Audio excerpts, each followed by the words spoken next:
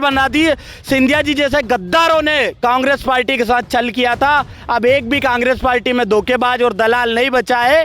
Congress party में एक शुद्ध, मध्य प्रदेश में बिल्कुल शुद्ध कांग्रेसी बचे हुए। घटना है कि मध्य प्रदेश में भारतीय जनता पार्टी की सरकार जा रही है क्योंकि उनको डर हो गया। उन्होंने जो घोटाले किए, जो कुकर्म किए, पूरे कोरोना काल में जो धन इकट्ठा किया भारतीय जनता पार्टी के दलालों ने, उस धन की कहीं जांच न बैठ जाए इसलिए उन्होंने पूरे सतपुड़ा भवन को जला दिया। ये पहला प्रमाण पार्टी जितनी मजबूत एक दलाल गद्दार ज्योतिराज सिंधिया के जाने से मजबूत हुई है, उतनी कभी भी मजबूत नहीं होती, क्योंकि दलाल जब तक हमारे भीतर रहता है वो हमको किसी न किसी रूप में नुकसान पहुंचाता है।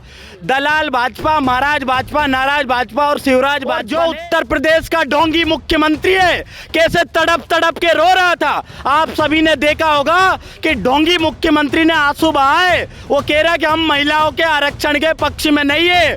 आज उस ढोंगी मुख्यमंत्री को अपने प्रधानमंत्री से पूछना चाहिए कि प्रधानमंत्री जी, या तो आप मुझे मुख्यमंत्री की कुर्सी से हटा दीजिए या ये महिला आरक्षण का बिल आप क्यों लेके आ रहे हैं। मध्य प्रदेश में कांग्रेस पार्टी हर एक परिस्थिति में 156 से अधिक सीटें जीतने वाली है। लगभग 4000 से ज़्यादा शिवराज जी ने घोषणाएं की है, जिसमें से उन्होंने 4 घोषणाएं भी पूरी नहीं की है। पूरा मध्य प्रदेश शिवराज जी की हरकतों से वाकिफ है। शिवराज सिंह जी चौहान इस मध्य प्रदेश के से अब ऐसी विदा लेने वाले हैं कि इनको दूर दराज तक कोई नाम इनका। नमस्कार, आप देख रहे हैं जनता टाइम्स। मैं हूं आपके साथ प्रेम शंकर। आगामी कुछ महीनों में मध्य प्रदेश, राजस्थान और छत्तीसगढ़ में विधानसभा चुनाव होने वाले हैं, जिसको लेके अलग अलग पार्टियां अपने स्तर से तैयारी कर रही हैं। इस वक्त हमारे साथ राजेश जी हैं जो मध्य प्रदेश से आते हैं। राजेश जी, मध्य प्रदेश में क्या शिवराज सिंह चौहान को कमलनाथ टक्कर दे पाएंगे? मैं तो ये कहना चाहता हूँ साथियों, आज के जो परिप्रेक्ष्य मध्य प्रदेश के भीतर बना हुआ है, जिस तरह से मामा जी ने जिस तरह के घोटाले, आप सोच के देखिए सतपुड़ा भवन हर बार जलता क्यों है।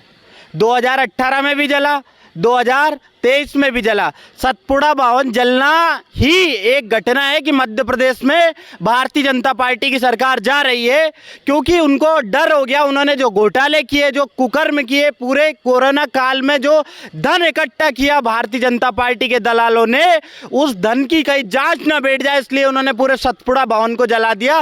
ये पहला प्रमाण दे रहा हूं आपको कि मध्य प्रदेश में निश्चित रूप से भारतीय जनता पार्टी भारी बहुमत के अंतर से चुनाव हारेगी।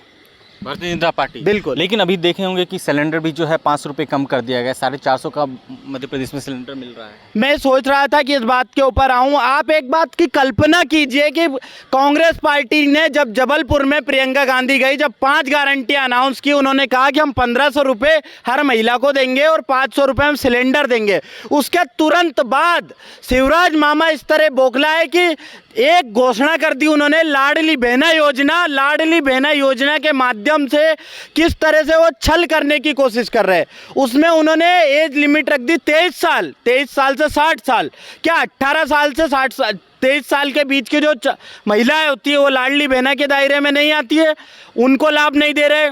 और तो और सिलेंडर कब किया उन्होंने 450 रुपये में। सोचने वाली बात है, पूरा मध्य प्रदेश समझ रहा है कि आज तक किसी को 450 रुपये में सिलेंडर नहीं मिला, लेकिन सावन महीने के आखिरी दिन वो घोषणा करते हैं कि सावन में सिलेंडर जो है 450 रुपये में लाडली बहनों को दिया जाएगा। ये एक प्रोपेगेंडा शिवराज सिंह चौहान इस तरह का प्लेटफॉर्म तैयार किए हैं कि 15 तारीख से क्या स्टार्ट करवाया, सिलेंडरों के फॉर्म भरवाना।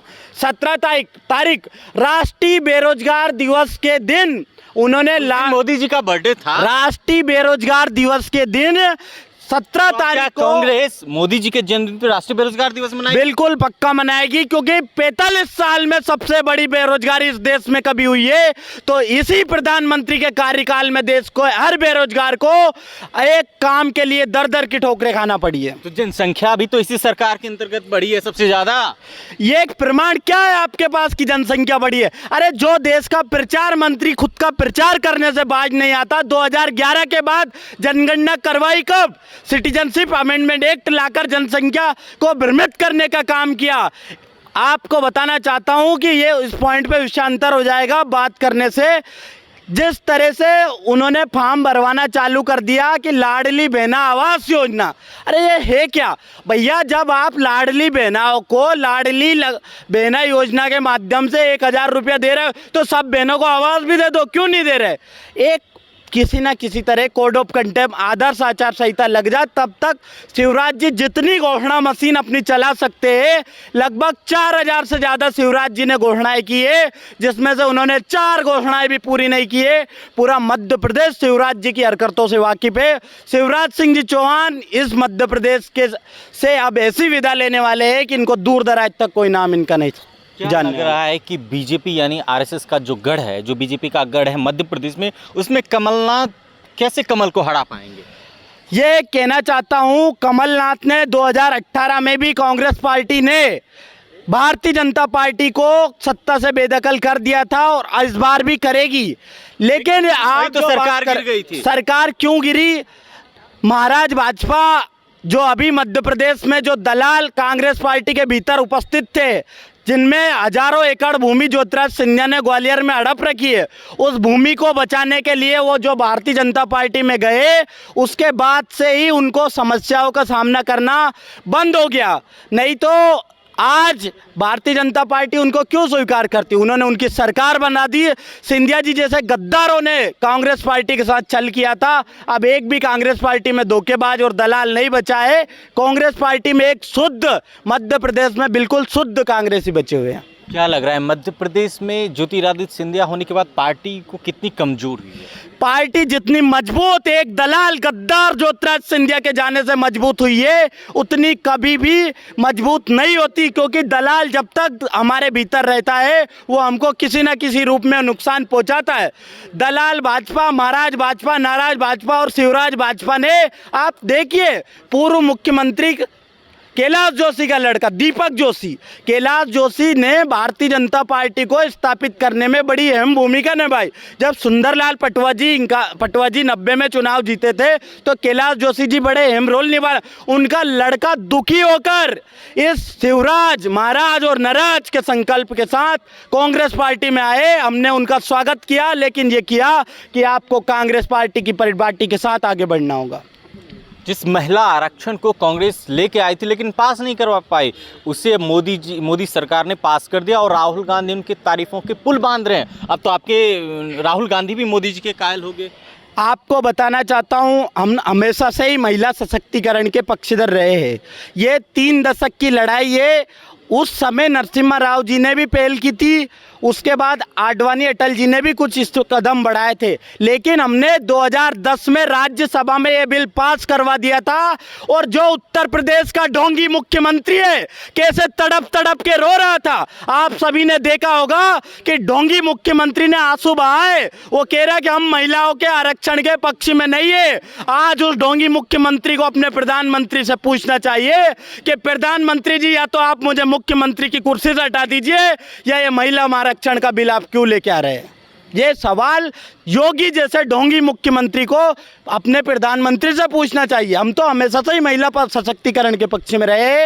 अब एक चिंता का जो विषय है, इस बिल में ये पास होगा या नहीं होगा। देखिए, बिल तो कई सारे संसद के भीतर आए और गए। ये मोदी जी तमाम तरह के बिल अभी क्यों लाए? ये बिल अगर महिला सशक्तिकरण के पक्ष में थे तो जब 2017 में सोनिया गांधी जी ने कहा कि आपको महिला सशक्तिकरण के लिए आरक्षण बिल पास करवाना चाहिए, उस समय नरेंद्र मोदी जी ने ध्यान नहीं दिया। और अब ला रहे, क्या बोल रहे हैं कि यह बिल 2024 में प्रभावी नहीं होगा। अब भैया 2024 में आप रहोगे ही नहीं तो बिल लाने से मतलब क्या? 2024 में तो मोदी जी की भरपूर मात्रा में विदाई होनी थी। अब जिस तरह से वो बिल लेके आए, वो एक महिलाओं को भावुक करना चाहते हैं, उनको एक इस गोल मटोल चक्र में घुमाना चाहते हैं। ये इस परिपाटी में जो मोदी जी चाल चल रहे हैं, उनकी जो संघ की तो विचारधारा ही महिलाओं के खिलाफ है। आपको पता होगा इस बात में। कैसे महिलाओं के खिलाफ है? उन्होंने कभी भी महिलाओं के पक्ष में कोई भी कानून नहीं बनाए। हमेशा महिलाओं के शोषण के प्रति कैसे ज़्यादा से ज़्यादा शोषण कर सकती है, भारतीय जनता पार्टी इसी रूप में आगे बढ़ती है।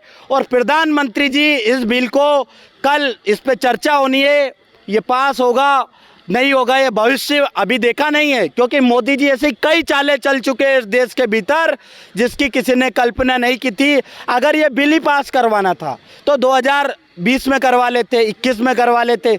आज तक बिल पास नहीं करवाना, बिल का लाभ महिलाओं को नहीं देना, ये एक खोखला बिल है जो नरेंद्र मोदी जी की सरकार कह रही है कि 181 महिला सांसद हो जाएगी। ये खोखला बिल है, क्योंकि अगर बिल 2024 के चुनाव में काम नहीं आ सकता तो इस बिल को लाने से फायदा क्या है। अगर 2024 में इस बिल के आने से कोई लाभ होता है तो मोदी जी के इस बिल का हम स्वागत करेंगे, नहीं तो इस बिल को एक खोखला बिल कह के मैं अपनी बात खत्म करता हूँ। लास्ट ये बता दीजिए कि इस बार कांग्रेस कितनी सीटों से आ रही है मध्य प्रदेश में? मध्य प्रदेश में कांग्रेस पार्टी हर एक परिस्थिति में 156 से अधिक सीटें जीतने वाली है। तो ये थे राजेश जी जिन्होंने अपनी बात को बड़ी ही मुखरता के साथ रखा। आप इस वीडियो पे क्या सोचते हैं, अपनी राय को कमेंट बॉक्स में जरूर दें। शुक्रिया।